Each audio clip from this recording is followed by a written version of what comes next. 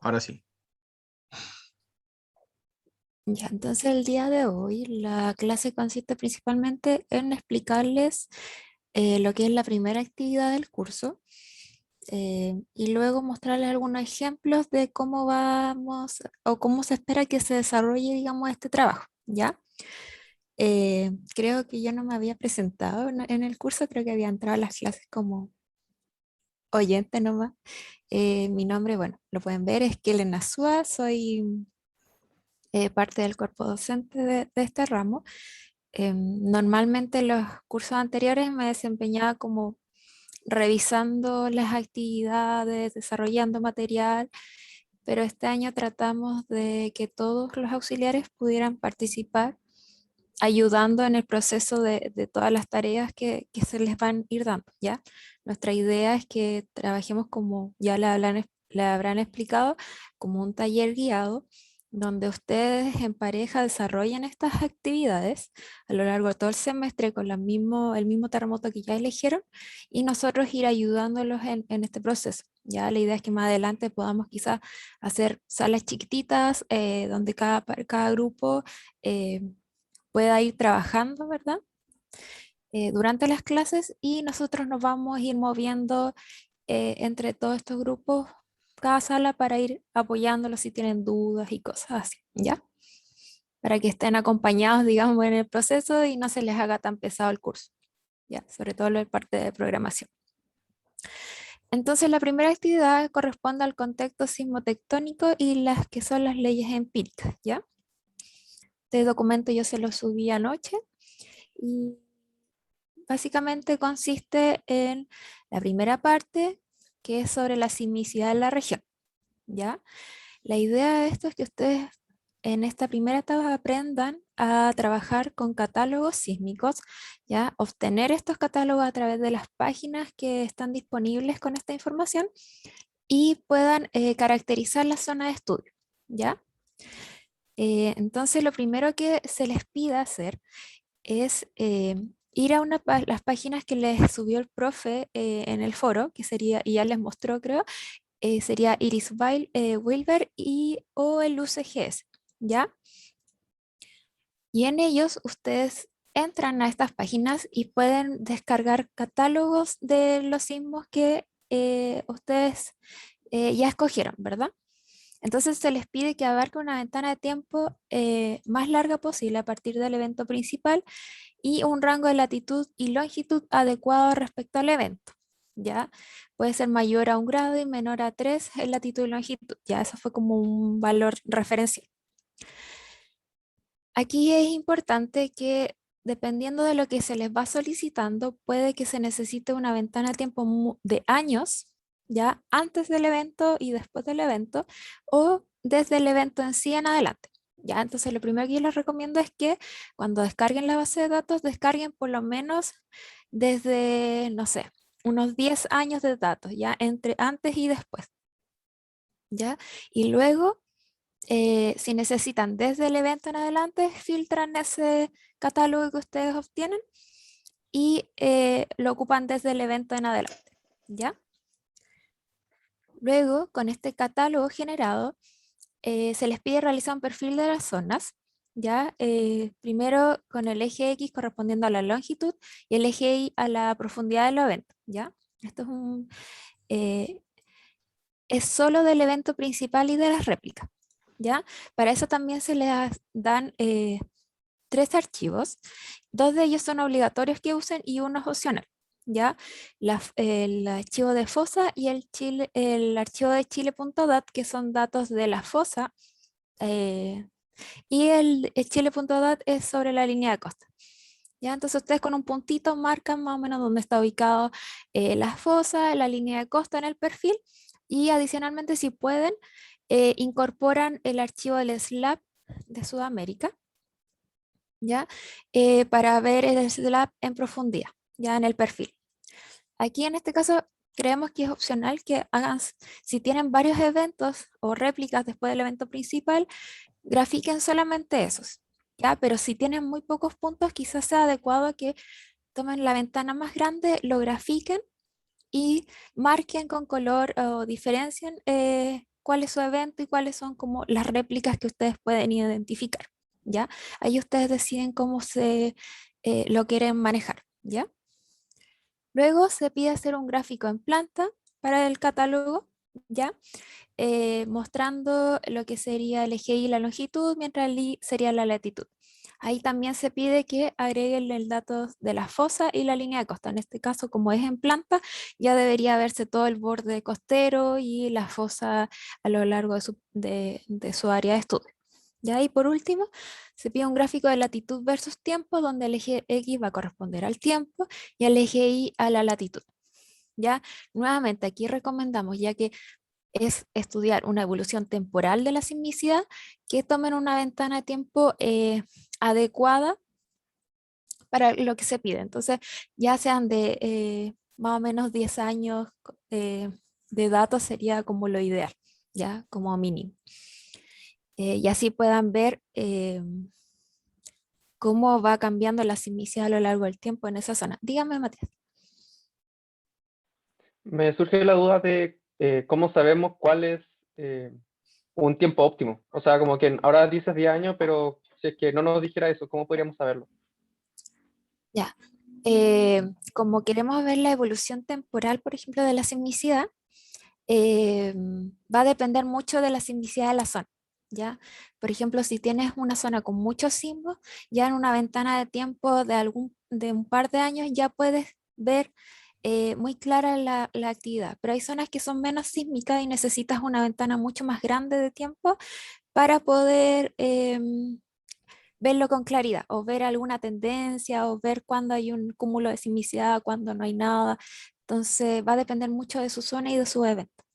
Por ejemplo, tanto en el USGS como en el IRIS pueden ver graficados los eventos. Entonces ahí se van a dar cuenta si tienen una gran cantidad o pocos y ahí pueden ampliar o reducir su ventana temporal. ¿Ya?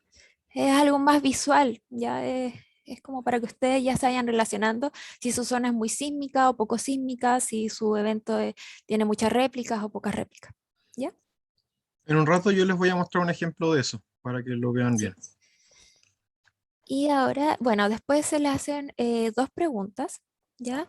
Que es identificar, de acuerdo a la localización y la profundidad, a qué tipo de sismicidad corresponden. Lo pueden hacer en el perfil, marcar qué tipo de sismicidad predomina en la zona, ¿ya? Y luego hacer una pequeña discusión, o sea, si se puede observar alguna evolución temporal de la sismicidad, qué podría indicar esta evolución, y ahí marcar, no sé, cosas que le llamen la atención y discutir. Ya lo más importante de todas estas actividades es que ustedes discutan sus resultados, qué es lo que ven, qué es lo que no ven, qué es lo que esperan o esperaban en un comienzo y no lo obtienen, ¿por qué creen que pasa eso? ¿Ya? No hay como respuestas así malas o buenas, sino que lo que buscamos nosotros es que ustedes vean datos sísmicos y puedan interpretar o ver cosas, o discutir respecto a lo que ven, ¿ya? Y la segunda parte es sobre las leyes empíricas. Como ya están viendo en clases, se les pide calcular la ley de Omori y la ley de Gutenberg-Richter para su catálogo, ¿ya? La ley de Omori la van a calcular con el catálogo a partir del evento principal, ¿ya? Y sus réplicas. Y la ley de Gutenberg-Richter lo pueden calcular con todos el catálogo general que hicieron anteriormente, ¿ya? Antes y después del terremoto, para que estudien cómo es la tasa de sismicidad de la zona. Y ahí deben contestar esta serie de preguntas respecto a los resultados que obtienen. Ya Germán les va a mostrar unos ejemplos más adelante, así que lo vamos a ir viendo con calma. Ahora, sobre la ley de BAT, lo importante aquí es que la ley de BAT nos habla un poco de que cómo es la réplica más importante después del terremoto principal, ¿verdad? Debe ser la réplica principal, debe ser aproximadamente de una magnitud menor que la del evento principal, ¿ya? Y queremos que discutan respecto a esto. ¿Se da, no se da? ¿Se cumple, no se cumple? ¿Hay un evento que es más cercano al evento principal en magnitud? ¿Será una réplica, no es una réplica? Discutan al respecto, ¿ya? Ahora, acá se les explica un poco el contenido de los archivos extras que se dan, que es el de la fosa, Chile, y este es el archivo de SLAB, ¿ya? Los tres tienen tres columnas, latitud, longitud y un punto No, este tiene 3 puntos, que es latitud, longitud y profundidad, y los otros deberían ser latitud y longitud. ¿Ya? Acá, bueno, tienen una tabla de resumen de los eventos que se les dieron a elección. Y como ya se habló previamente, la evaluación consiste en 2 partes. La primera es una presentación con sus resultados preliminares del trabajo, ya que muestren las figuras que han obtenido, las principales ideas que han estado discutiendo, ¿ya? Y un informe en formato PDF con respondiendo ya de forma ordenada todas las preguntas que se les hacen, donde puedan poner sus figuras y desarrollar, digamos, esta actividad ya de forma formal. Y se les pide que sea un informe formal, quiere decir introducción, metodología, resultados, discusión e interpretación de sus resultados y una conclusión. Y además adicional, que ponga las referencias de algún paper, algún libro que hayan buscado, alguna referencia quizá en la página del centro sismológico. Todo eso lo referencian y lo ponen al final del documento. Y si tienen script eh, desarrollados, lo ideal es que los adjunten en una carpeta aparte que diga scripts o programas, y para que nosotros igual podamos revisarlo. Muchas veces algunos ponen común ver que pongan como imágenes de los scripts durante la metodología, pero es preferible que expliquen durante la metodología lo que hicieron y los scripts los junten aparte, ¿ya? Porque así es más fácil seguir un orden de lectura, ¿ya? Hasta el momento, ¿alguna duda general sobre la actividad?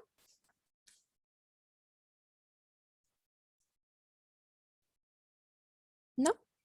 Ya. Entonces ahora vamos a ir viendo ejemplos prácticos de cómo ir desarrollando esta tarea, ¿ya? Y tenemos una pregunta con Germán importante. Es sobre qué lenguaje de programación prefieren. No sé si ya se los habían preguntado, pero queremos saber para hacer todo el taller con el mismo lenguaje o el que la mayoría pueda usar o el que quiera aprender. Nosotros principalmente nos gusta usar Python y MATLAB. Python preferentemente porque se puede usar en todas las plataformas de forma fácil, no es complicado y em, es libre. En cambio, MATLAB hay que estar consiguiendo, consiguiéndoselo y no sé, es más pesado y a veces tienen más dificultades en la instalación. Pero si no tienen problema con él, podemos trabajar perfecto con ese lenguaje.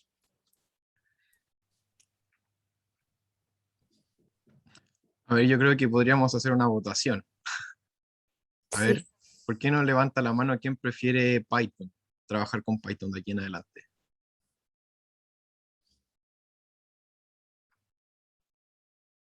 Dos.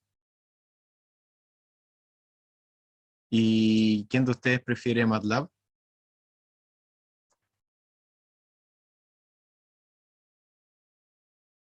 ¿Aló? ¿Aló, aló, aló? ¿Aló? Oh, rayos, creo que se me... Dos. ¿Aló, aló? Creo que Sí, sí. se me fue el internet. Sí, tenemos 2 versus 3 y falta alguien que vote, creo. ¿Y otro lenguaje? ¿Cuál otro les gusta usar o usan habitualmente? Excel u otra cosa.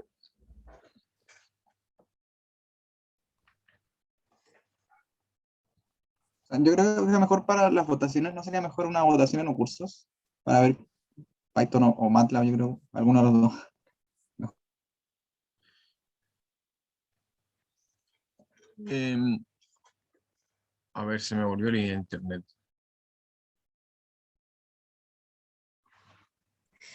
Igual es libre elección, ¿ya? Es solo para que cuando tengamos que mostrarles programas, em, sea solo un lenguaje a lo largo de todo el curso.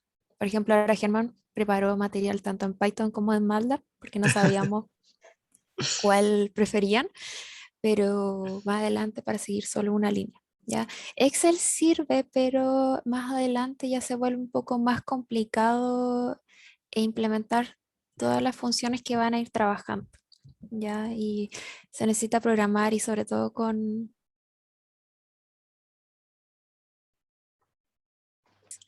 adecuado usar Python y MATLAB, ¿ya? Porque si no tienen que estar pasando algunas tablas o bases de datos que trabajaban en Excel a Python o MATLAB y al final tienen como harto trabajo en eso.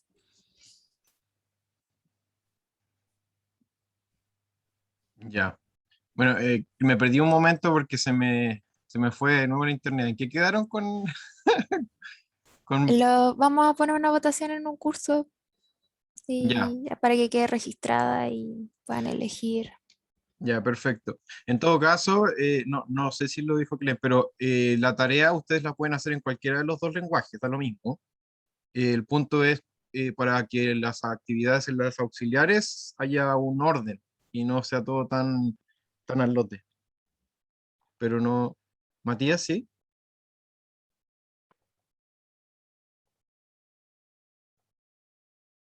El, el sistema operativo de mi computador es que es como complicado tener MATLAB. Lo intenté descargar, como que busqué páginas y como muchas partes y al final no lo pude descargar.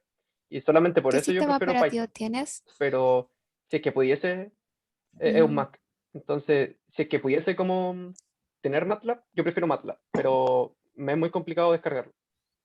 ya. Sí, la ventaja de Python es que es sencillo de instalar y obtener para cualquier plataforma. Ya mira, pues yo creo que tienes que ver tú cuál vas a usar. Rogelio creo que la clase pasada dijo que le podían escribir a él los que necesitaban instalar MATLAB. No sé si Rogelio está por ahí, por si todavía puede hacerlo, pero Sí, él tiene la versión de Windows. Yo tengo la de Windows y la de Ubuntu, la de Linux, perdón. No muy actualizada, pero tengo una. Pero para Mac, no sé, creo que se necesita otro instalador diferente. sí, habría que buscarlo, habría que buscarlo. Pero sí, Bueno, ahí ahí te toma tú la decisión de qué es lo que vas a preferir, de qué es lo que te es más cómodo. Ya, muy bien. Y yo creo que ahora voy a empezar a hacer la práctica de la práctica. Ah, Eh, antes preguntarles si un grupo ya empezó a bajar los datos, ha visto, ha ido avanzando un poquito en la actividad o todavía están viendo cómo va a ser el trabajo. Yo no entendí por lo menos muy bien cómo generar un catálogo en Wilber. Ya. ya. Ah, ¿alguna otra duda al respecto? ¿No? Ya, mira. Yo iba a ay, yo iba a comentar lo mismo, que traté de ver cómo descargar los datos y no supe cómo hacer Ya. el catálogo. Y ahora yo les voy a explicar eso, así que no se preocupen. Ya, muy bien, aquí voy a empezar. Bueno, para hacer la actividad uno y la actividad 2 necesitamos justamente un catálogo. Y claro, existen dos formas las cuales vamos a usar, que una es a través de Iris Wilbur 3 y la otra es a través del USGS. Vamos a buscar OSGS catálogo. Espérense cuando mi computador me pesque. A ver, vamos primero con el Iris. Eh, Miren, discúlpenme, creo que mi internet está un poco lento, pero si es que de repente empiezo a hablar y se queda pegado y yo no me doy cuenta, que alguien diga algo para atinar, por si acaso. Ya, miren. Eh, Vamos a tratar de descargar el mismo evento a partir de las dos plataformas, que según yo eso va a depender mucho qué es lo que vamos a hacer después. Estamos por Iris. Bueno, una cosa que a mí no me gusta mucho de Iris es que se demoran harto en cargar los datos, pero es porque se funciona con demasiados datos en la interfaz, entonces es mucho lo que hay acá. Miren, si es que vamos al foro de cursos, veamos cuáles son, tratemos de descargar uno de los eventos. uno de los que parece que nadie eligió, por lo que leí, es el evento número 2, que sería el que está acá. ¿Ok? Este es un MWW magnitud 6 que ocurrió el 14 de diciembre del 2020. Y aquí está la ubicación hipocentral del terremoto. Una 21. Vamos a utilizar un evento que ustedes no hayan escogido ya ¿Aló? para ir trabajando. Ahora sí, Germán. Oh, sí, discúlpeme, espéreme que estoy tratando de solucionar mi problema del internet. Denme un segundito. A ver si lo puedo solucionar acá con mi celular. Un momento. Bueno, sigo rellenando entonces. No, Sí, es que era para abrir vamos la a puerta. vamos a utilizar el evento 2 que no van a ocupar, entonces vamos a ir trabajando también haciendo las actividades con ustedes, pero con un evento que no hayan elegido, obviamente, para ir mostrándoles como ejemplo. ¿Ya?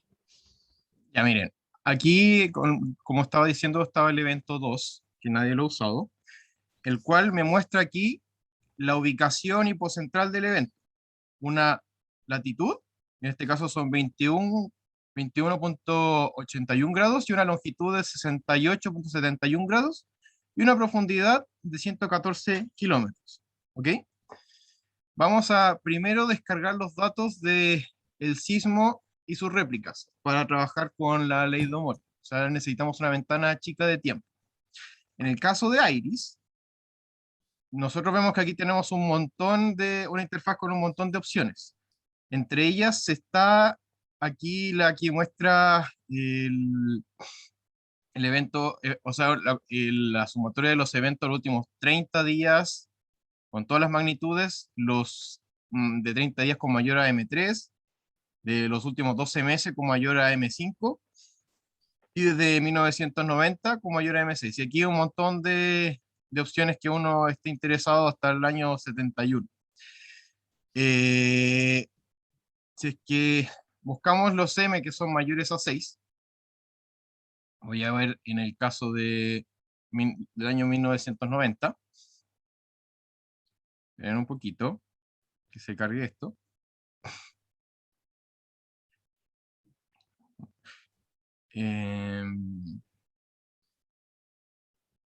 Momentito, tengan paciencia. Ya, aquí vamos a tratar de filtrar por fecha, por magnitud, por profundidad y por una ventana espacial. ¿Ok? Entonces, como el evento que me mostraron ocurrió el 14 de diciembre del año 2020, vamos a partir desde esa fecha en adelante, es decir, desde 2020, ponemos aquí, el año diciembre, día 14. Oh, ¿qué pasó? Uy, parece que no está funcionando nada también, parece. A ver, 2020, diciembre. No te quieres, Germán. No me Ay, quiere. soy día. Miren, ¿saben qué? Voy a mostrarles en el Sí. USGS. Es más Voy a fácil. cargar yo el Iris por mientras y se los muestro. Ya, muy bien. Este Dale. es un poquito más fácil de usar. A ver, ¿cómo llega a esta página? Yo busqué USGS earthquakes.usgs.gov/earthquakes/search. Entonces ustedes ponen en Google USGS catálogo, es lo primero que les va a salir. Y esta es la página norteamericana que tiene el compendio de todos los terremotos y están corregidos, así que es más exacta que Wilber. Si que ustedes abren este catálogo, ven de que también hay varias opciones. Aquí me está mostrando que puedo filtrar por magnitud, por tiempo o por lugar geográfico. Y aquí también me habla de opciones avanzadas, en donde puedo elegir una ventana espacial con magnitud, o sea, con una ubicación límite norte, límite sur, límite este y límite oeste. Y también puedo acotar la profundidad y un montón de cosas. Entonces, como estábamos viendo, primero vamos a acotar por la espacialmente. Aquí hay una parte donde dice Draw Record Map y nos vamos a acercar a Chile. Y este evento ocurrió la cordillera cerca de Bolivia. Entonces, si yo pincho acá, yo voy a hacer una ventana. El evento estaba más o menos por acá. No sé por qué lo vi hace un ratito. Entonces voy a hacer una ventana. Como es un terremoto M6, bastaría con tener una ventana que tenga largo, o sea, tenga un delta espacial de 1 grado a 3 grados espacialmente. Pero vamos a hacer al ojo una ventana que sea de aquí. Ver, en toda esta zona, de acá. Vamos a ver los eventos que ocurrieron en toda esta zona de aquí, con este catálogo. Entonces, veamos, la ubicación hipocentral estaba en el 21.81 grados. Entonces tenemos 21.81 está dentro de esto en el límite norte-sur. Y 68.71 grados, 68.71 grados, claro, estaría más o menos por acá. Vamos a correr un poquito más por acá. Y esa es la ventana que vamos a usar, ¿ok? Y ahora bien, en magnitud vamos a utilizar la magnitud mínima, la que me muestra aquí, de 2.5 grados de magnitud. Y en el tiempo ponemos la fecha del evento, que fue el 12 del 14 del 2020. Entonces ponemos el setup de la fecha mínima sería 2020, el 12 del 14, y la fecha máxima sería hoy día. ¿Ok? Ya. Entonces, lo que vamos a hacer ahora es hacer search y ver qué es lo que va a salir.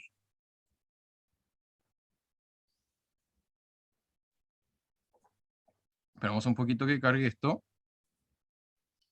Una consulta, al usar ¿Sí? esas fechas se van a ver solo las réplicas, ¿cierto? No los Se recursos. van a ver todos los eventos que ocurrieron en esa ventana de tiempo y en esta zona espacial. Yo puedo elegir incluir el evento principal o no, dependiendo de que si es que yo incluyo este día o no. O sea, es completamente versátil, tú lo eliges. Pero para este efecto, preferimos incluir el evento principal porque después cuando usemos la ley de Gutenberg-Richter nos va a importar sismos que son de mayor magnitud. ¿Ok? Y para la tarea se tenía que tomar los sismos que ocurrían antes también, ¿cierto? Sí, Del principal. es que eso va, para la ley Gutenberg-Richter nos va a ser útil. Ahora Ah, ya. voy a hacer una un poquito más corta porque si se acuerdan, la ley de Omori tiene que ver con las réplicas del sismo, la distribución en el tiempo de las réplicas, y la ley de Richter tiene que ver con la distribución de sismos de distinta magnitud en el tiempo. Entonces, para la ley de Gutenberg-Richter necesitamos una ventana de tiempo mucho más grande, pero ahora estoy haciendo una ventana chiquitita porque solo me están importando las réplicas. ¿Ya? Bueno, como yo les decía, hasta ahora lo único que he hecho es filtrar cuáles son los sismos que quiero seleccionar. Si ustedes ven aquí a mano izquierda, tenemos un listado de un montón de eventos que ocurrieron en esa ventana de tiempo desde diciembre de 2020 hasta ahora, con magnitud mayor a 2.5. Y me informa que el mayor sismo de todos es uno magnitud 6, que ocurrió en el borde eh, entre Chile y Bolivia. A ver, si yo lo marco, aquí me muestra, claro, el azulito es el terremoto más grande. Pero en realidad yo puedo marcar cualquiera y me va a mostrar esa información. Entre paréntesis, miren, si es que yo marco ese terremoto, aquí en el USGS, con el botón izquierdo, me aparece un montón de información respecto a ese evento, que puede ser interesante que ustedes la lean también. Por ejemplo, bueno, esto después lo vamos a ver, que es sobre el mecanismo focal y la magnitud del evento, pero solamente se los digo para que sepan de que aquí pueden pinchar en su evento y saber más datos acerca de él. En todo caso, a nosotros lo que nos interesa es descargarlos. Entonces vamos a poner download. y me muestra un montón de formatos para poder descargar esta base de datos de todos estos eventos con sus ubicaciones. Si nosotros vamos a preferir CSV, que es un formato para utilizar en Excel. Entonces, vamos aquí, y esto es lo que se me descarga. Vamos a abrir este Excel, y aquí están todas las réplicas que nosotros seleccionamos. Si es que ven la primera fila de este Excel, ven que tienen un header donde el primer elemento es tiempo, después hay latitud, longitud, profundidad, magnitud y un montón de otros parámetros que me describe para cada evento. Y si vamos bajando, cada una de las filas representaría un evento. Por ejemplo, aquí está la fecha del terremoto, después siguiente valor hay una coma y está el valor de latitud aquí, después hay un valor de longitud que le sigue, después hay una profundidad, una magnitud, el tipo de magnitud y un montón de otros valores. ¿Ok? Ya, lo que tienen que hacer ustedes es dejar este archivo en la misma carpeta donde van a trabajar con su programa. Ahora bien, yo desarrollé un programa en Python para poder trabajar con esto y les voy a mostrar cómo se puede leer este archivo que sería este punto o sea, CSV. A ver, miren. Pero antes les muestro cómo bajar los de Iris, Sí, sí. o lo Bueno, hacemos al final. ya, muéstrale al tiro si lo lograste hacer. Ujú. Ya, te voy a dejar de compartir. Ya. Entonces, estamos en Iris. Bueno, aquí pueden hacerlo como les estaba diciendo Germán, que es como buscar como los eventos grandes. Por ejemplo, también puedes poner como una búsqueda personalizada. Y lo mismo que en el UCGS, buscamos la fecha que nos interesa, ¿verdad? De su terremoto hasta el día de hoy, todas las magnitudes posibles, ¿verdad? Y también podemos, con el control y la ruedita, podemos hacer zoom en el área que nos interesa y con un rectángulo, ¿verdad? Podemos seleccionar eh, el área de interés, ¿ya? Le ponemos Get Events y aquí nos seleccionan todos los eventos que ocurren desde la fecha que nosotros colocamos en adelante. Acá vemos que está el sismo que nos interesa a nosotros, en nuestro caso, y toda la otra sismicidad que lo rodea, ¿ya? Y aquí podemos ver la tabla con la información de estos datos, ¿ya? Aquí está desde el último hasta el primero. Ya como pueden ver, para nosotros el primero es el que nos interesa y de ahí en adelante. Ahora, si ponen Download Events, les va a aparecer esta página eh, con toda la información. ¿Ya? Aquí pueden seleccionarlo de forma manual, copiarlo, ¿verdad? Y pegarlos en un Excel. ¿Ya? Aquí lo pegan en un Excel y lo guardan en el mismo formato que les está enseñando Germán. Ya en guardar como, lo ponen en el formato CSV. ¿Ya? Creo que también lo pueden poner como guardar como y lo pueden guardar como texto. ¿Ya? Y eso, es lo mismo. ¿Ya? Por el momento es eso. Ya es muy parecida a la plataforma en el fondo de los datos que tienen que colocar del UCGS y del WIRB. ¿Ya? Y eso. Ya, muy bien, Kellen, gracias. A mí no sé por qué, yo creo que me odia esa página. Ya. Bueno, una vez resuelto el problema, a ver, ¿alguien tiene alguna duda acerca de cómo se descargan los datos? Antes de seguir, ¿no? Yo solo tengo la duda de si es que da lo mismo que lo descarguemos de uno o de la otra. Está lo mismo. La cosa es que necesitamos tener los terremotos con sus magnitudes, su profundidad, su posición de latitud, longitud y su fecha. Eso es lo único que necesitamos. Los dos se puede hacer, así que puedes escoger cualquiera. Y ni siquiera necesitas que sea en formato de Excel, puede ser un TXT y también te va a servir, porque como bien dijo Kellen, en Iris tú copias los datos directamente desde la página web y eso lo pegas en otro archivo de texto. Yo les voy a explicar cómo hacerlo con archivos.csv, pero puede ser otro formato, da lo mismo eso. Bien, entonces, si no hay más dudas respecto a eso, muy bien. Para responder la P1, nosotros nos están pidiendo que primero hagamos un gráfico o sea, de longitud versus profundidad para visualizar un corte transversal de cómo se ve la distribución de terremotos en el espacio. Es decir, lo que nos estaría diciendo es, aquí en esta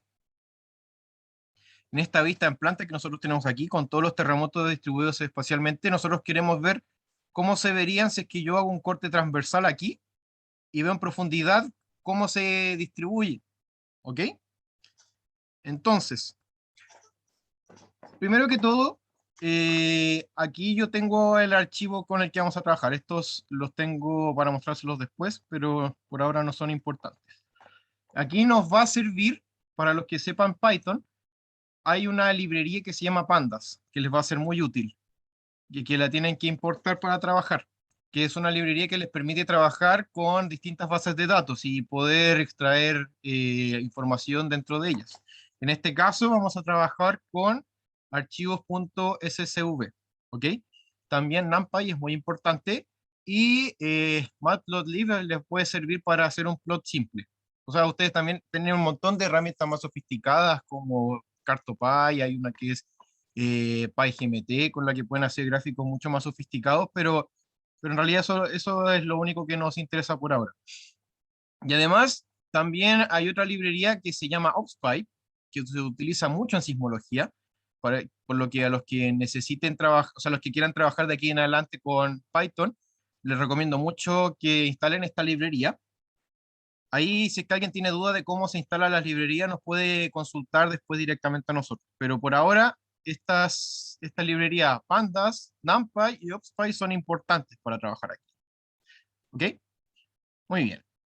Entonces, tenemos aquí mi archivo. Si yo estoy utilizando aquí un editor que se llama Spider, que es o sea, uno lo puede conseguir en Anaconda, Navigator, pero en realidad ustedes pueden usar cualquier otro que quieran. A mí me gusta porque se parece a MATLAB y yo, como vengo de MATLAB, me es menos brusco el cambio. Pero a ver, estoy aquí en un archivo, en una carpeta donde está el archivo que necesito yo, que sería kirby.csv. Ahora bien, para leer este archivo hace falta la siguiente línea, que es panda.red-csv, donde aquí tenemos el archivo, y aquí tenemos dos otras cosas importantes. Uno es el comando delimited, que lo que me va a hacer es decir cuál me va a especificar dónde empieza una columna y termina otra, y yo le voy a decir de qué va a ser a partir de cada una de las comas. Aquí, como ustedes se pueden fijar, los archivos, o sea, los datos están separados por comas. Entonces, para que Spider, o sea, perdón, Python entienda eso, es necesario ese comando. Es necesario utilizar delimiter y poner guión bajo, o sea, comilla, coma, comilla, y me va a entender de que las columnas se van a separar a partir de ese carácter. Y el header, que es importante, es la primera fila que está acá. Yo estoy mencionando que es la fila 0, ya que correspondería a la fila en donde está la información de qué es lo que son el resto de los datos, para que no me los lea. ¿Ok? Recuerden de que aquí en Python, a diferencia de MATLAB, aquí los índices parten de 0 y no de 1. ¿Perfecto? Muy bien. Una vez hecho eso, si es que yo cargo este archivo, el file, y luego lo llamo con esta función de pandas read CSV. Aquí nosotros podemos ver qué es lo que está dentro de este DF, que serían todos los datos. ¿Ok? O sea, tenemos aquí una columna que es de time, una columna de latitud, y bueno, en realidad los podemos visualizar mejor si lo vemos aquí, creo. Ah, aquí está. ¿Dónde está? Def. Esto. Aquí está. Esto es lo que hay dentro de mi def. Estoy visualizando cada una de las columnas, pero que ya han sido leídas por MATLAB, o sea, por Python. Aquí tenemos el tiempo, en este formato especial. Tenemos la latitud, la longitud, la profundidad y la magnitud, que son las columnas con las que a nosotros nos interesa trabajar. Muy bien. Entonces, hay una función de la librería de NumPy, que es NumPy as Array, en donde yo puedo extraer cada una de las columnas de estos ficheros que están aquí. Entonces, por ejemplo, hay una columna que tiene nombre time, hay una que va a tener nombre latitud, longitud, etc. Y yo les voy a asignar ese nombre. Entonces voy a poner df, punto, el nombre de la columna que me interesa extraer. Def, en este caso tiempo, después un df, punto, el nombre de la columna que me interesa extraer, en este caso magnitud, etc. Todo de acuerdo a la nomenclatura que salga en el header de los datos. Entonces, en este caso, quiero extraer la variable tiempo. La llamo así como está. T igual np.asArray de df.time. Y yo abro eso y me sale un array de todos los tiempos con los que nos interesa trabajar. Y lo mismo para el resto de las variables que nos interesan, la magnitud, la profundidad, latitud y longitud. ¿Ok? Le pongo MW, en realidad son varios tipos de magnitudes, pero así llama mi variable. Y me salen todas las magnitudes de los eventos que están en la ventana que yo descargué. Perfecto. Lo mismo con la profundidad. Lo mismo con la latitud y longitud. ¿Ok? Aquí la latitud y longitud están en coordenadas terrestres. Aquí estos datos son el sistema de referencia de latitud y longitud. Bueno, es obvio, pero se los digo para que sepan de que no es lo mismo que otro tipo de coordenadas. Bueno, la primera pregunta entonces nos estaba pidiendo que nosotros, ¿dónde está? Hiciéramos el gráfico de la z versus la longitud. Entonces, necesitamos graficar cómo se visualizaría el vector longitud versus el z, que ya está aquí. Entonces hacemos un plt.plot de la longitud, coma el z, que en este caso es d. Disculpen, esto...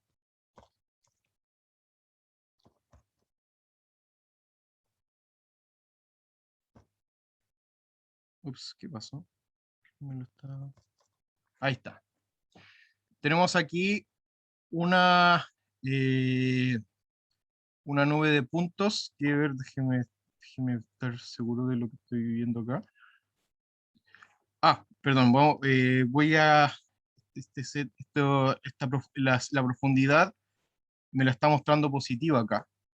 Entonces le vamos a poner todos valores negativos al dep, porque me lo está mostrando como valores positivos y todas las profundidades de los terremotos son negativas. Entonces le vamos a poner un menos adelante para visualizarlo bien. Y aquí tenemos esta nube de puntos. Lo que estamos visualizando son los terremotos distribuidos en profundidad, eje Y, y longitud, eje X, como están viendo acá. Aquí en realidad puede costar un poco visualizar lo que está pasando, pero si nosotros incorporamos una de los archivos que dio Kellen, que corresponde al slab, que no sé si ustedes entienden lo que es el slab, pero el slab es es la placa de Nazca subductada bajo la placa sudamericana. Entonces, saber por dónde pasa esa placa nos deja mucho más claro dónde están estos sismos con respecto a las dos placas. Entonces aquí dice que yo voy a correr mi archivo, voy a correr todo el script que tengo aquí. Esperen un poquitito que se demora. Aquí yo tengo un archivo del SLAP y aquí tengo la nube de puntos que corresponde a los sismos que descargamos nosotros. Acá, esto sería como les decía, como mi punto de referencia para poder trabajar con los terremotos. Entonces, a ver, déjenme ver si es que un segundo, la longitud acá sería de 22 grados. A ver, les explico al tiro lo que estoy haciendo. Deme un segundo. 22 grados. Un momentito. Bueno, lo que les quiero mostrar es que, a ver, entonces tenemos el archivo de los datos de los terremotos que se llama KIR, y además también tenemos un archivo que corresponde a la línea del SLAP, al valor del SLAP, que es el que está acá.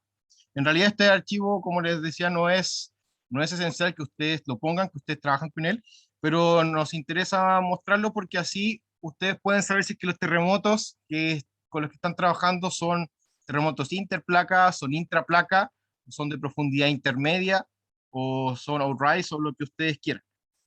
Entonces aquí, en estas líneas de acá, yo descargo este archivo, perdón, cargo este archivo a Python y luego leo cada una de sus partes y luego lo ploteo. En realidad, bueno, si es que ustedes quieren ver cómo se hace esto, pueden después ver el video o preguntar cómo conseguí esta figurita a partir del archivo .xyz. Pero lo que me interesa es que ustedes logren graficar cada uno de los terremotos. Bueno, para ir avanzando un poquito más rápido, esta nube de puntos, como yo les decía, es cómo se distribuyen los terremotos en profundidad y en longitud. Ahora, con estos mismos datos, nosotros también queremos ver cómo se distribuyen en latitud y longitud, o sea, una vista en planta. Ver cómo está la latitud y longitud para estos terremotos, lo cual sería simplemente plotear el terremoto, o sea, plotear cada uno de esos datos, pero latitud versus longitud. ¿Ok? Si ustedes plotean eso, se va a ver una nube de puntos también, en latitud versus longitud. Pero para que ustedes puedan visualizar esa nube de puntos, cómo está con respecto a Chile y la línea de fosa, nosotros podemos también plotear estos dos arreglos para poder tener contextualización de dónde se encuentran esos puntos. Entonces, tenemos otro archivo que se llama fosa y otro que se llama chile.txt, fosa.txt y chile.txt. Y si nosotros los abrimos, vamos a ver.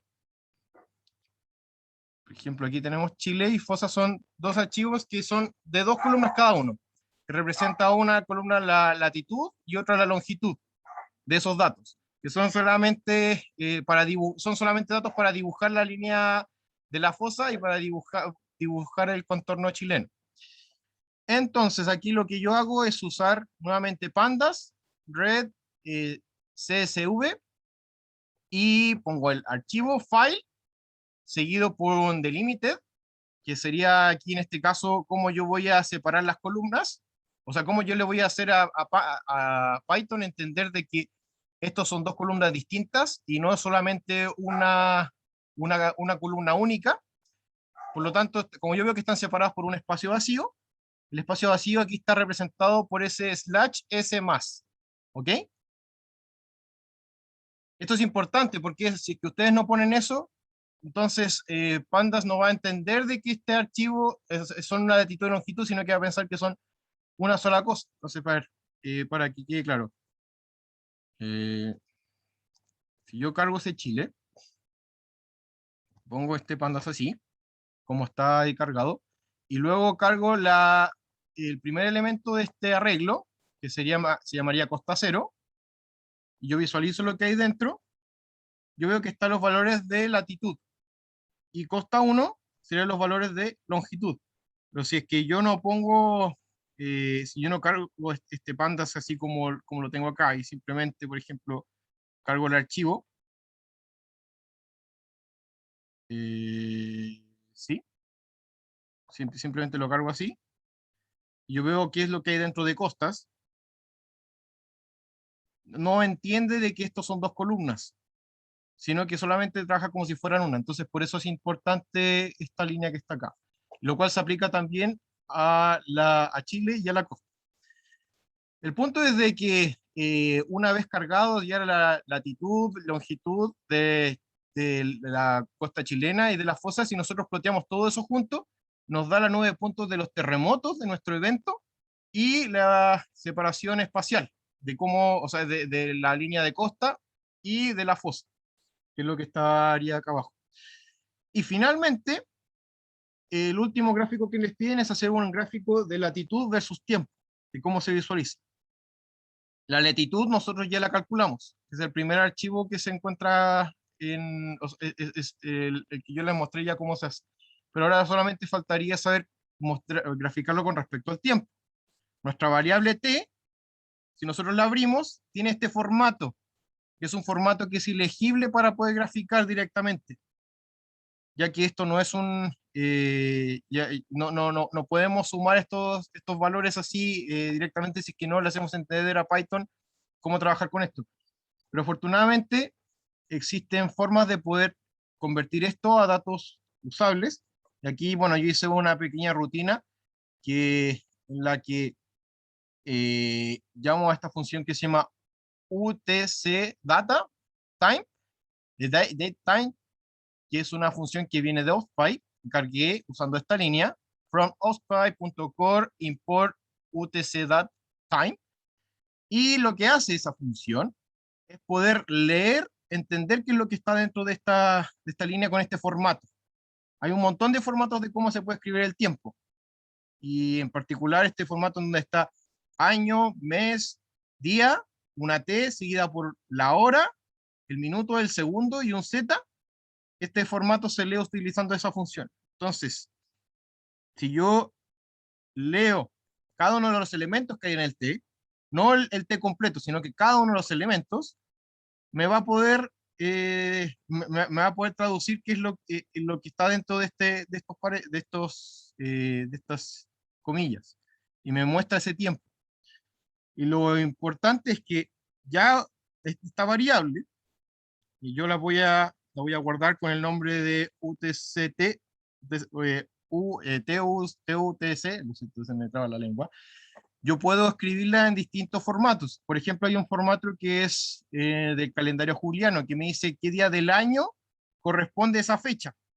Y si yo pongo TUTC.Juleday, ya juliano, me dice cuál es el día del año para esta fecha, el primer evento, que es el día 8 del año.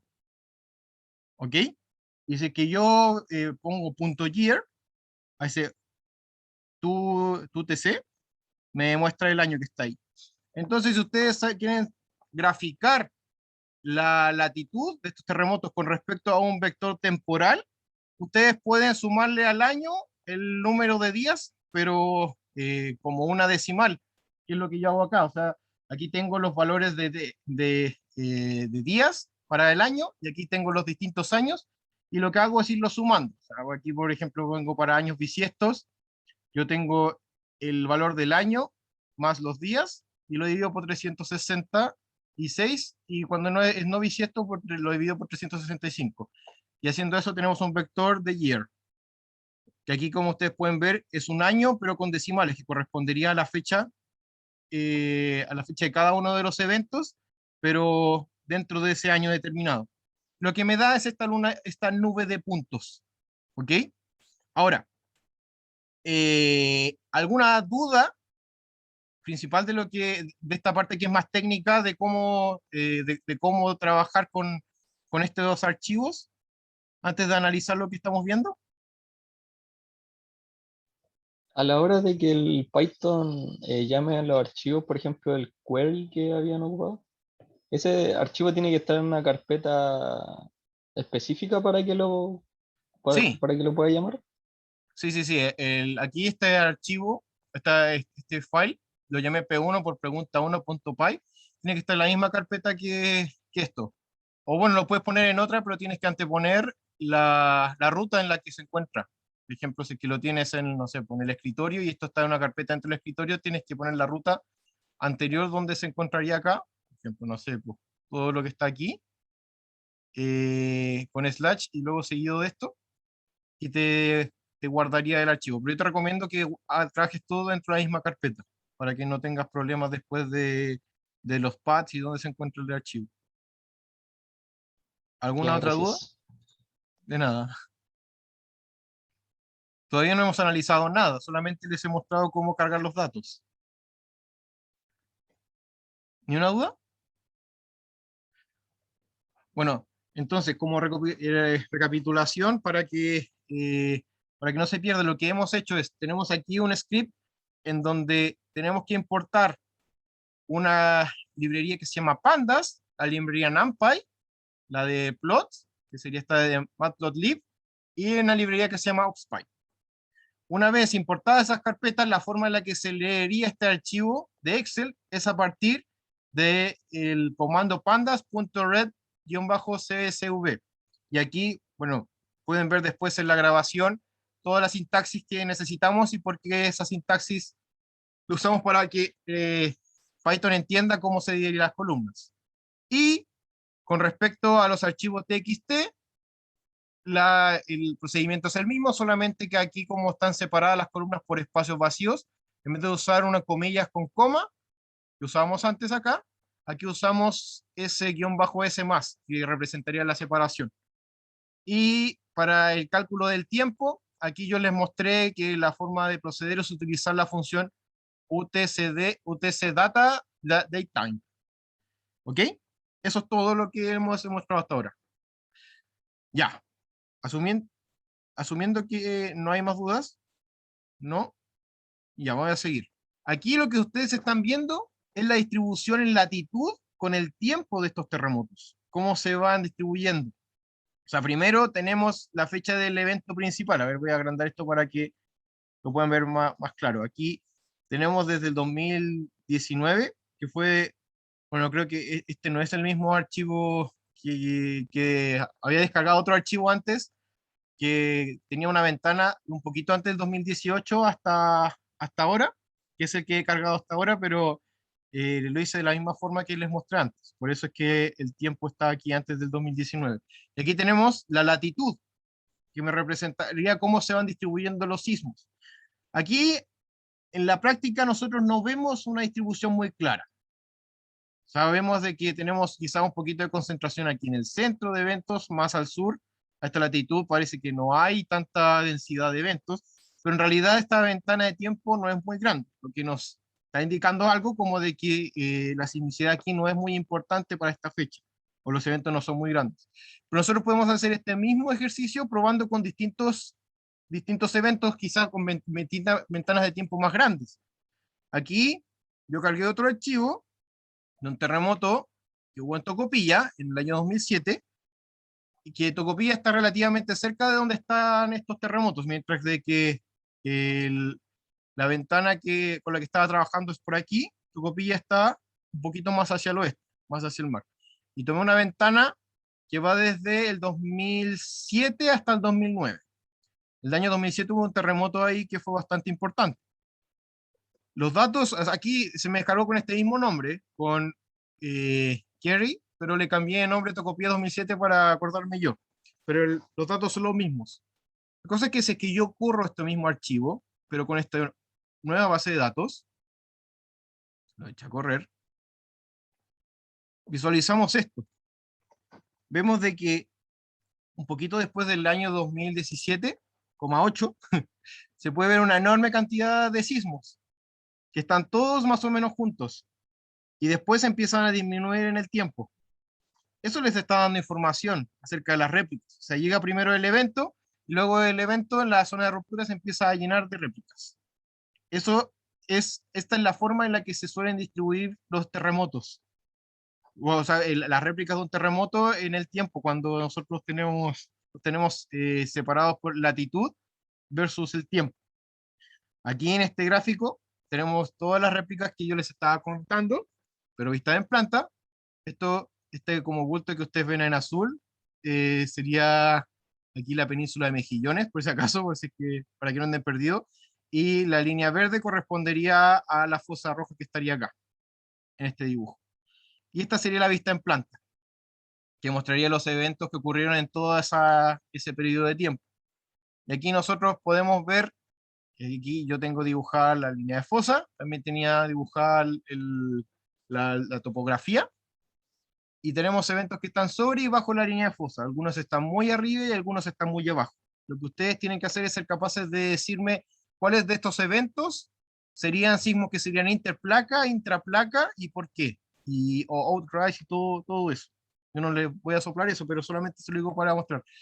Y finalmente, a ver, para mostrarles otro que me parece interesante también mostrarles. Una duda. ¿Sí? En ese perfil transversal aparece una estrella arriba, naranja. Esa es la Sí, sí, línea sí, costera. es la línea de costa. O sea, es la Ah, costa, el punto cero. vale, gracias. Por eso lo marqué rojito. Gracias. De nada, era solo eso. Y bueno, antes de seguir con lo otro, a ver, voy a mostrarles lo que pasa con el terremoto del Maule. Aquí el slab no va a estar bien puesto porque lo tengo que correr de forma manual, pero quiero que vean cómo es la distribución de los sismos cuando yo pongo el terremoto del Maule. A ver, aquí tengo que sacar estos límites de acá. Aquí en mi plot tengo un ILIM y un XLIM, que los puse para poder visualizar la zona norte, pero los voy a sacar porque el terremoto del Maule fue más al sur, para que ustedes lo puedan ver. Lo he hecho correr. Ya. Aquí tienen de que, a ver, espérense. Está claro, claro. Esto está mal, pero es porque necesito hacer el ajuste donde se encontraría el slab para esa zona. Así que déjenme. Bueno, en realidad, esto es lo último que les muestro antes de seguir con lo otro, para no perder más tiempo. Y a ver, un momentito, esperen un poco. Y bueno, toda esa zona que está roja que ustedes ven ahí serían las réplicas del terremoto del Maule. Y si se dan cuenta, está lleno, está todo de una alta densidad de sismos en esa zona. Y si nosotros vemos este otro gráfico, vemos que hay una zona que es muy grande, de al menos en toda esta ventana de latitud, que en realidad es mucho más grande, que está llena de eventos chiquititos. Y después de esos eventos empiezan a disminuir en el tiempo, pero de repente vuelven a aparecer otros grupitos de eventos. Que eso sería una réplica relativamente grande que estaría asociada a réplicas que están cerca de eso. Y mientras más nos alejamos en el tiempo, menos eventos tenemos. Comparen eso con esta otra distribución. Este es un terremoto magnitud 7,5, no recuerdo si fue 7,5 el de Tocopilla, no sé qué le me puede ayudar ahí, versus el del Maule, que estaba muchísimo más lleno de réplicas. Entonces solamente les muestro esto para que comparen la diferencia entre cómo un terremoto magnitud 8,8, la densidad de réplicas que tiene versus una magnitud del orden de 7, versus una magnitud 6, que tendría esta distribución. Como ustedes pueden ver, va cambiando mucho dependiendo de la magnitud del terremoto. Mientras más grande el terremoto, muchísimo más réplicas. Entonces ya, déjenme ir un poquito más rápido. Ahora, con respecto a la pregunta 2, yo hice un script en MATLAB para calcular la ley de Omori y la ley Gutenberg-Richter. A ver, eso. Antes de seguir, ¿alguna última duda con respecto de la P1? ¿De cómo trabajarla? Yo tengo una duda, pero más que tiene que ver más con la plataforma de Spider. Sí, dime. ¿Cuál de los libreros están incluidos en Spider? ¿Cuáles tengo que descargar? A ver, dame un segundito. Tengo un perro. Ahora sí. ¿Me puedes repetir? Sí, ¿cuáles libreros están incluidos en Spider o en Anaconda y cuáles tengo que descargar? Mira, la verdad no recuerdo muy bien cuáles son las básicas que están, pero todas estas que yo te dije las te vas a tener que descargar. Ahora, si quieres saber cómo descargarlas, es muy fácil. Mira, te voy a mostrar. Tú, si es que tú tienes Anaconda Navigator, eh, tú te vas a este environment y aquí te muestra, eh, me muestra aquí todas las librerías que yo tengo descargadas dentro de este ambiente, que sería el root. Si es que tú quieres una librería, tú puedes escribir aquí el nombre de la librería, por ejemplo, Spider, o sea, perdón, Ospi, y tú ves que está aquí, me sale un ticket porque la tengo instalada. Dice que no la tengo instalada, yo la presiono y la puedo descargar directamente. Aquí abajito me sale un botón verde para poder instalarla dentro de este ambiente. Y así con todas, así de simple. Y está descargada. O sea, tú aquí, dentro de ambientes, pones el nombre de la librería que necesitas y la vas descargando. Pero tienes que tener ojo porque hay librerías, si que tú, por ejemplo, para más adelante quieres trabajar y quieres tener un solo ambiente con todas las librerías, eso no es muy recomendable porque hay veces que las librerías utilizan funciones que tienen el mismo nombre y eso puede ser complicado. Entonces, no te recomendaría siempre usar muchas librerías dentro de un ambiente. Solamente librerías básicas, por ejemplo, aquí OpsPy es importante, así que tengo una librería para OpsPy. Y hay otro ambiente donde tengo una librería que es de PyGMT para hacer gráficos de mapas. Y así sucesivamente. ¿Se entendió? Ya. ¿Alguna otra duda antes de seguir? ¿No? Ya, muy bien. Entonces, siguiendo con la siguiente parte, Germán, un poquito, ¿sí? una pausa pequeña. Dado por el tiempo, para no pasarnos tanto de la hora, si quieres lo podemos seguir el viernes, quizás la segunda parte en Python, en MATLAB. Ah, sí, sí, sí, no, yo no tengo ningún problema. Me parece bien. Ya, entonces hagamos eso. Podemos esperar al viernes para mostrar la parte de MATLAB, Sí, pues si no se pero, van a marear con tanta y así lo información. siento. Pero me interesa que haya quedado más o menos claro lo que hice aquí en Python y qué es lo que traté de representarles. Aquí lo más complicado, como dice el dicho, el diablo está en los detalles. Aquí en realidad lo que a nosotros nos interesa como sismólogos es que ustedes puedan analizar esto, o sea, visualizar este gráfico y entender qué es lo que, porque aquí se juntan puntitos y qué es lo que representan. Pero lo que complica al principio es justamente poder cargar estos datos. Así que eh, Eh, así que eso, bueno, ¿alguna consulta con respecto a esto? Quizás Ah, como más de curiosidad, acá en el perfil que estáis mostrando temporal que creo que era del sismo de Maule, sí, este es del Maule. esos puntos que están en 2011 que están como más o menos alineados, ¿son como el mismo sismo en distintas estaciones o nada que ver? ¿Esto que está acá, estás diciendo? Ujú. No, no, no, todo esto son réplicas. Sí, sí, pero como están alineados con la misma fecha, ¿son como parte de la misma ruptura o nada que ver? Eso es lo interesante que ustedes deberían ser capaces de discutir en su trabajo. ¿Por qué pasa eso? ¿Por qué Ya. están acumuladas esas réplicas todas juntitas y versus aquí no tenemos nada? O sea, no sé, si es que tú viviste el terremoto del 2010, ¿tú desde Santiago? Disculpa.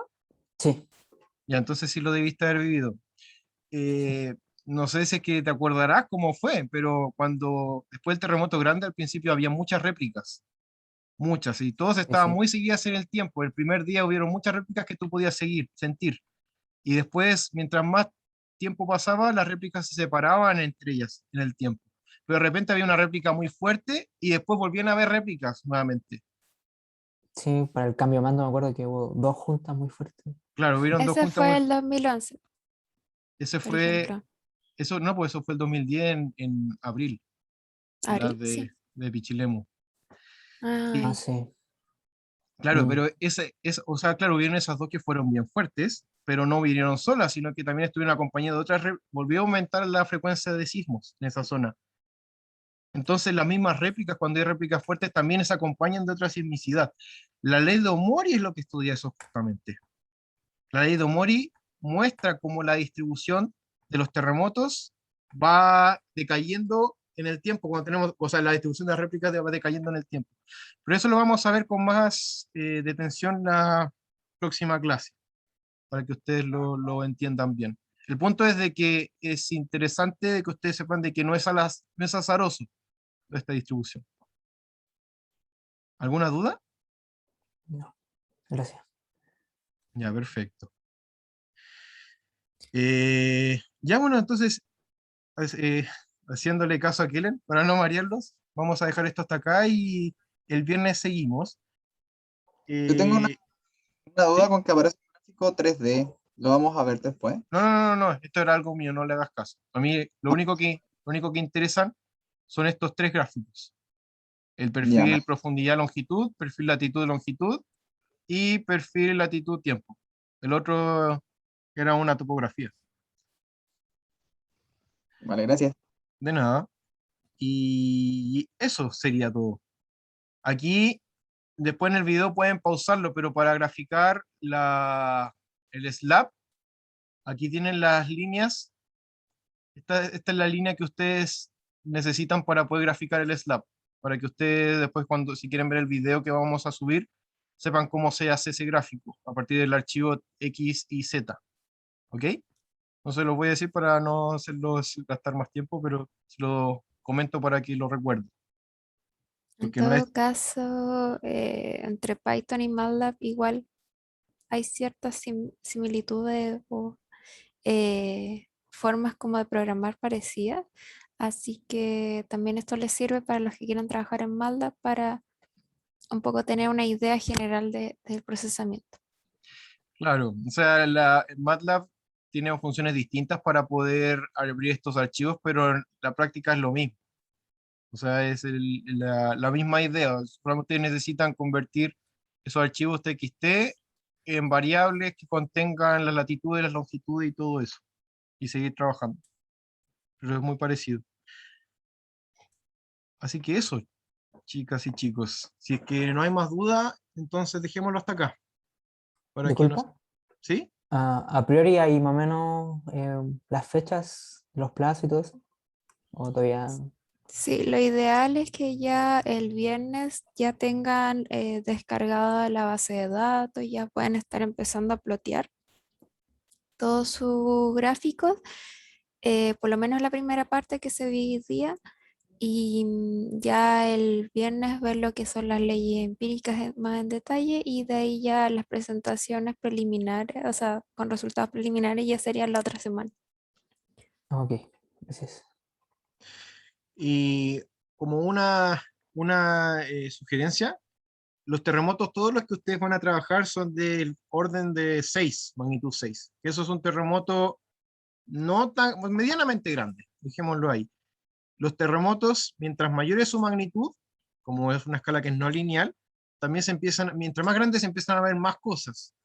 Entonces, los invito, no es obligatorio, pero solamente si es que a alguien le interesa después seguir, de que asimismo como descargamos estos archivos de los terremotos magnitud 6, ustedes traten de buscar sismos que son más grandes y ver y descargar estos mismos archivos, pero visualizar cómo se distribuyen espacialmente las réplicas y el sismo. O sea, aquí solamente les mostramos las réplicas, pero si yo quisiera ver el comportamiento sísmico, son las leyes de Gutenberg-Richter, necesitaría una ventana de varios años.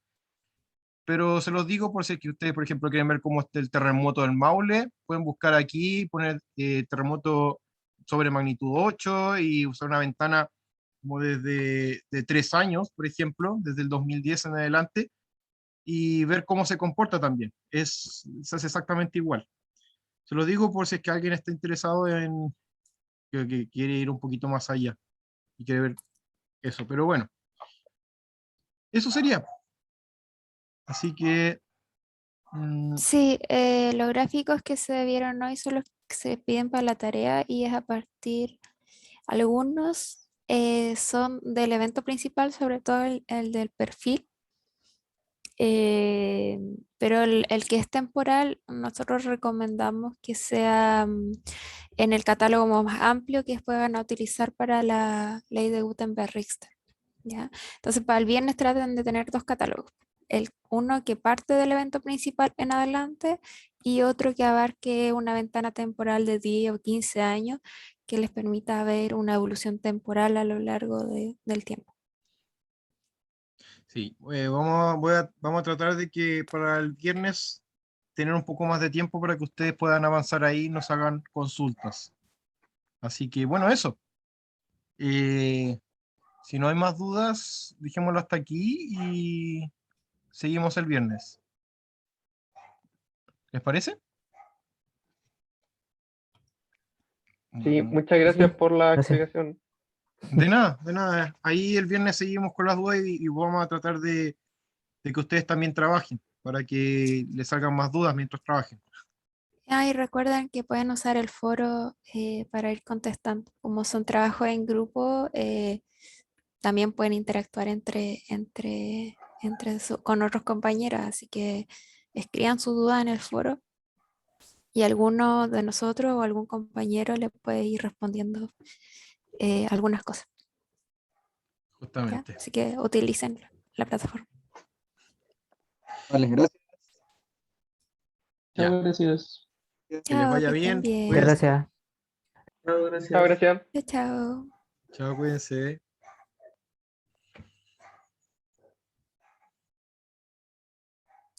Estás grabando así. Se voy a dejar de grabar.